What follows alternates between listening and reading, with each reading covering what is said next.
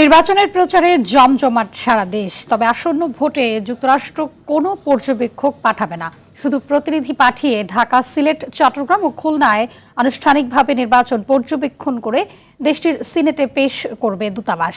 নির্বাচন ভবনে প্রধান নির্বাচন কমিশনার এএমএম নাসির উদ্দিনের সঙ্গে মার্কিন রাষ্ট্রদূতের বৈঠকের পর এ কথা জানান সিনিয়র সচিব আক্তার আহমেদ। মার্কিন রাষ্ট্রদূত বলেন, নির্বাচনে কারোর পক্ষ নয়, জনগণের নির্বাচিত সরকারের পাশেই থাকবে তার দেশ। বিস্তারিত জানাচ্ছেন নাজমুল হুদা। গণঅভ্যুত্থান পরবর্তী বিদ্যমান রাজনৈতিক বাস্তবতায় সবার চোখ এখন ত্রয়োদশ জাতীয় সংসদ নির্বাচন ও গণভোট ঘিরে। এর সার্বিক পরিস্থিতি জানতে বুধবার প্রধান নির্বাচন কমিশনার এএমএম নাসির উদ্দিনের সঙ্গে বৈঠক করে যুক্তরাষ্ট্রের নবনিযুক্ত রাষ্ট্রদূত ব্রেন টি ক্রিস্টেনসেনের নেতৃত্বে ৩ সদস্যের প্রতিনিধি দল। বৈঠকের পর মার্কিন রাষ্ট্রদূত বলেন, বাংলাদেশের জনগণের নির্বাচিত সরকারের পাশে থাকবে দেশটি।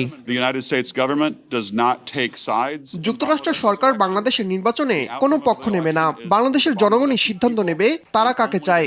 জনগণের নির্বাচিত যে কোনো সরকারের সাথে কাজ করবে যুক্তরাষ্ট্র। বৈঠকের নানা বিষয়ে গণমাধ্যমের সঙ্গে কথা বলেন ইসি সচিব আক্তার আহমেদ। জানান, নির্বাচনটি অনানুষ্ঠানিকভাবে পর্যবেক্ষণ করবে যুক্তরাষ্ট্র।